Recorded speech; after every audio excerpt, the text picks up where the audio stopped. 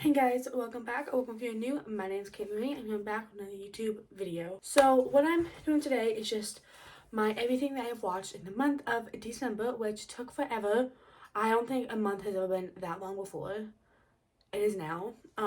Two things. One, I hope my makeup doesn't look bad. I was getting like all red because my face gets red sometimes. So I thought, okay, if I put some bronzer on my face, like it should like puff it out and make it look good because I like saw someone say that. I looked orange. So then I tried to put foundation over it, like, okay, like, like I can just get back to what I was wearing. No. So I hope I don't look really ugly. If I do, I apologize in advance.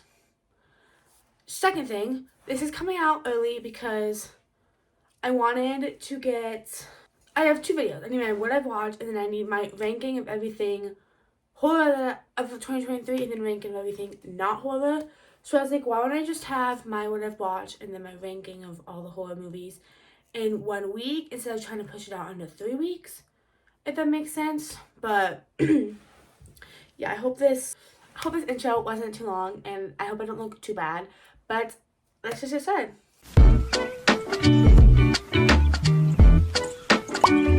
Okay, so we have 24 movies to get through. So yeah, so the first movie we have is The Jester. This, I want to say, is a lot like, I think like you watch the trailer and you think it's a lot like Art the Clown because of how it is. So I think, when I watched the trailer, I thought, okay, it's gonna be like Terrifier and Art the Clown, but it's not. I think it has a lot more of kind of a story and a depth to it, which it's still not the best movie, but it's not bad. Decent Halloween watch. That's a 7 out of 10 and 3 stars. And then I watched Family Switch, of course, a Christmas movie. It's on Netflix. It's a Netflix original. And basically, it's like takes like the whole like of two people switching places, but it's like everyone in the family does.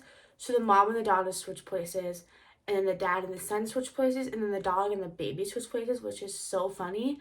But it has Jennifer Gardner, the girl who plays the werewolf chick in Wednesday. So I thought that was really cool, especially seeing that other chick. Like I liked seeing her in this. It's a good movie, definitely better than I expected it to be. But as an 8 out of 10 and 3.5 stars. And then I watched Silent Night. This I'm gonna play something. So if I'm not playing with my hand, I'm gonna play with my fingers. I apologize. It's pretty good. It is just kind of about a killer Santa Claus in this town killing people. So the sheriff has to, it's just a decent everyday movie, but it kind of goes in like not in depth, but it does do pretty well with the motive behind the Santa. But it's a 7 out of 10 and 3 stars. And then I watched How the Grinch Stole Christmas because it was Christmas and I have to watch it. And I told you guys that I was going to be getting my Grinch decorations, but I ended up not getting them just because we kept them up at my church in like the whole season. So next year, if you guys stay with me until next year, you guys will see all my Grinch decorations and how much I love the Grinch. But that is a 10 out of 10 and 5 stars. And then I have A Christmas Horror Story. This one's good. It is an anthology. Whole bunch of stories. I don't know what to say about it. I don't know why. I looked at like my first ranking of when I did it on Letterboxd and I didn't like it. I was like, what the heck? Like this is such a good movie. But I just think all the stories is cool, and then Santa Claus is kind of attractive. But that's a 9.5, 10, and 5 stars. And then I watched A Christmas Prince, The Royal Baby. So this is like a Netflix. They have like a Christmas Prince, then a Christmas Prince, The Royal Wedding, and then the Christmas Prince, Royal Baby. This is just, she's pregnant. They have to sign something, but the thing they have to sign gets stolen. So it's not bad. I mean, what can you guess with Netflix? But that is a 7 out of 10 and 3 stars. And then I watched The Exports, A Christmas Tale. So this is subtitled, which I didn't know going in. Or maybe I did and I just forgot. So I don't know where it takes place, but there's like these like grave diggers who are like digging up something, and it's Santa. Don't know. That was a 7 out of 10 and 3 stars. And then I watched Candy Cane Lane, which is on Prime. I don't know why, but for some reason I thought it was a horror movie. I I don't know what gave me that impression. I think it's just because I looked up horror news and then that's what came up, and I was like, well, but it's not. It has Eddie Murphy, and basically it's just kind of has to do with like the 12 days of Christmas, and like this place is doing like a house decoration contest, and he wants to win. So of course he like goes to the store and gets like these people from like the 12 days of Christmas, like the song. It's pretty good actually. It is really funny. Way better than I expected it to be, but that's an 8.5 out of 10 and 3.5 stars. And then I watched Priscilla, which it's kind of like Elvis and Priscilla's life. I think it does like a good take on Elvis. And I'm gonna be honest, the only reason I watched this was because Jacob Elordi played Elvis, and he's so darn hot. Not Elvis, Jacob Elordi. And I was like, I have to watch it. But it was okay. I guess the trailer I was expecting it to be like, oh my gosh, my hair. Because the trailer, no, this isn't a complaint. This is just kind of a explanation. I was expecting it to be like a whole bunch of adult content, but there wasn't. It was just, I don't know. I just thought it was weird. Not weird, but if you watch the trailer and you just think, oh, there's gonna be a lot of sex in this, I can't watch it. You're wrong. I'm sorry, I keep playing my clip. It's based off of the book made by Priscilla, Elvis and Me, which I do want to read it, but it is a really good movie, I have to admit. But that is an 8 out of 10 and then 3.5 stars. And then I watched Wonka. This is actually way better than I expected it to be, just because like the trailer, I was like, okay, I'm bored in the trailer, it's not gonna be a good movie. Tiffany Chalamet, I don't get the hype. I don't see why he's so attractive, but not the big deal. I think he did well. I don't think I've seen anything else with him, so watching him with this was kind of cool. It also was seeing Willy Wonka before he became like Willy Wonka, and all of that was really interesting. And it was really good, and I have to admit. So it's a 9 out of 10 and 4 stars. And then I watched Xmas. This is a new movie on Freevee. It has Leighton Meester. She's probably Blair Waldorf and Gossip Girl. It's kind of like why I wanted to watch it. But it's about this ex, and then she goes to her ex's parents' house for Christmas, not expecting him to be there, and of course he is. I'm gonna be honest, it wasn't good. I think I was just more annoyed. I just didn't care. Like, a lot of times I thought that it was gonna be over, and then it wasn't. But 6 out of 10 and 3 stars. And then I watched Nutcracker Massacre. This is about a Nutcracker Massacre. It does do pretty well. Like, it does have, like, kind of talks about kind of like the Nutcracker, like, the story of, like, the Sugar Plum Fairy and stuff. Which I only know that ballet because I've watched the Barbie movie, The Nutcracker. So it was cool kind of seeing, like, the little things in it. It's not bad. There's an actual Nutcracker scene, you know what I mean?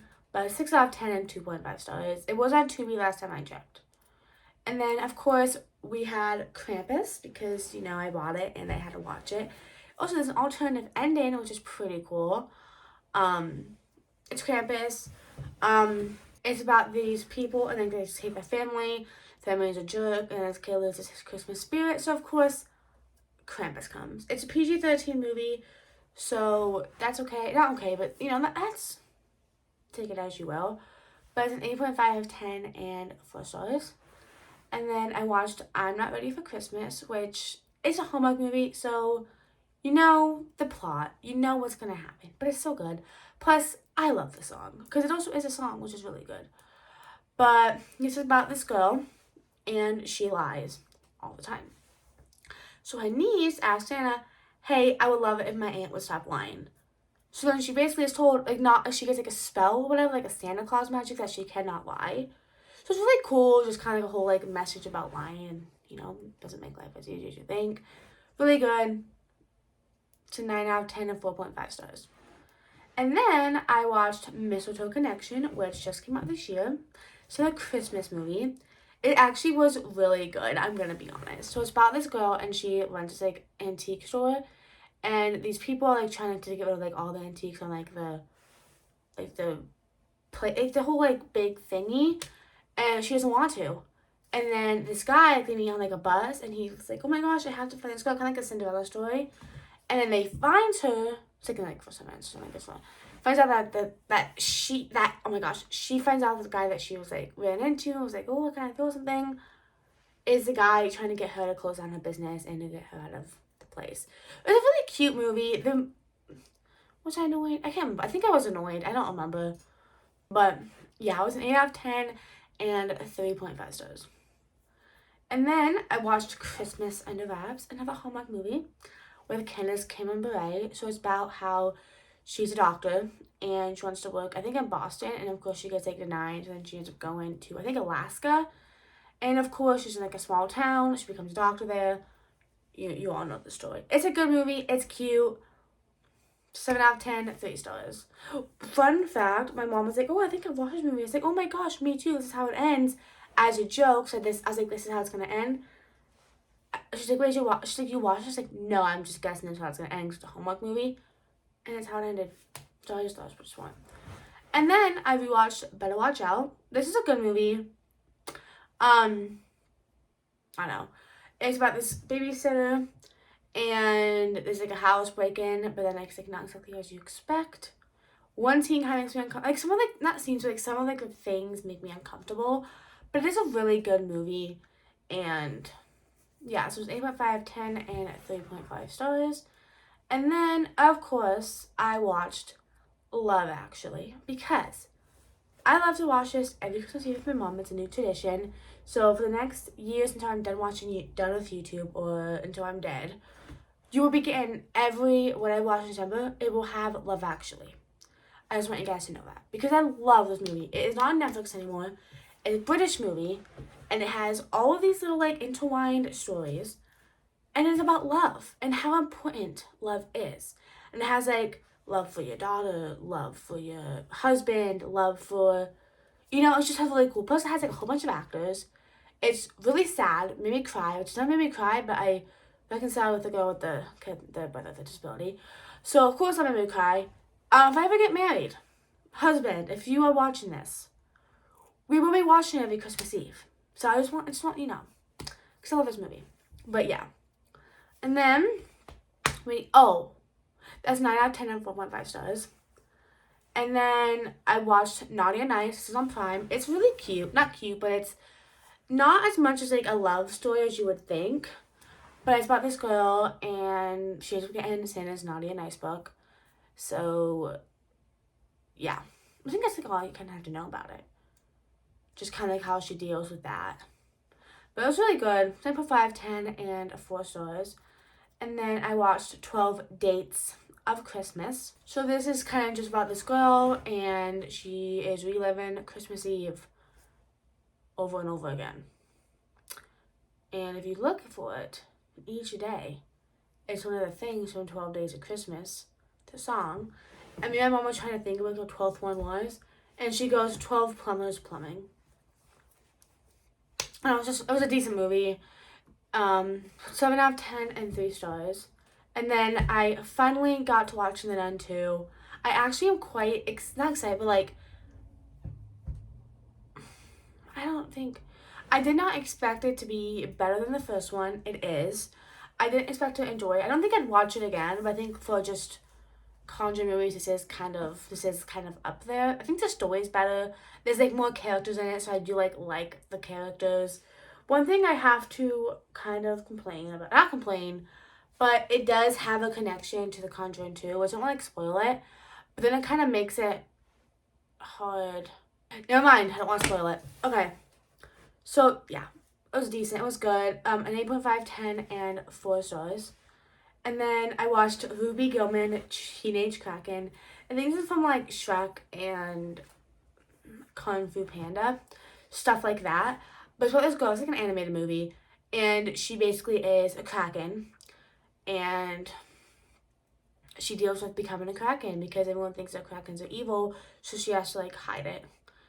And then she makes friends with a mermaid. But mermaids are evil.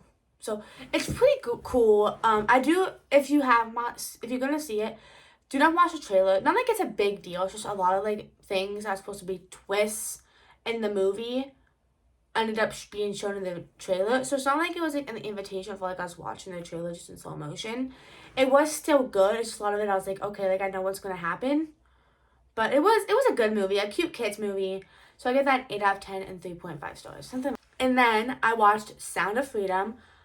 This movie, I kid you not, the first 6 months I was in tears. It is so heartbreaking and so sad. And it's just so sad. I mean, it is about human trafficking, which is already like really hard to watch just because, and it's just kind of like not talking about, but it's about this guy and he kind of like deals with that and he ends up saving this kid and finds out that his sister is still in, so he has to go and save the sister. It's really sad. I know I said that, and I do appreciate how they did not show stuff just because like I don't think a human trafficking movie would show it, but a lot of times I thought like crap, like is it gonna show something or like hint like it hints at it because it's a human trafficking movie, but it doesn't show anything, which I really enjoy. So whenever in the movie I feel like crap, like something like I think a lot of times I've been like it's gonna show something, it doesn't. I think the camera work, the director work was beautiful. That controversy, the hate on it makes no sense. If you're upset because it's a Christian film, I promise you it is only 2 times they talk about God, and not even, it's just saying that God's children are not for sale, and that he says the reason that he is doing this is because he got a call from God. So I just feel like one of that. Two, I don't I don't understand how a movie about human trafficking and just put in light into a situation which is very much happening. Like, it even has statistics at the end. Like, United States is probably the most one that has human trafficking, and all it does is it makes you more aware of it and makes you realize, like, crap, like, this is still happening today. And one, we have to be careful. Even though you think, like, in today's world that it can happen. And yeah, I don't know. I don't know. I think it's just really good. I really think you should watch it. It's on Amazon Prime. Um, Controversy, please just. I don't really, out of this things that it's saying that it's doing, I really don't think it is. I think it really is just showing what is happening, and it is showing a true story. So yeah. So that's a 9.5 out of 10 and 5 stars. And then the last movie that I watched was Hill House, LLC, The Carmichael Manor.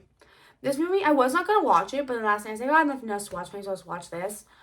It actually was really good. I don't know if I like it better. I know because I've only seen like the original Hill House, LLC. This does take place before those events. It is like a mockumentary, I think is what it's called. Like it has like them doing like the found footage, but like talking like stuff as being like a documentary, which is really cool. The storyline was really cool. It had like this girl and her girlfriend go into this Carmichael mansion that like like the Ghostbusters and stuff like that. I really enjoy like with this one.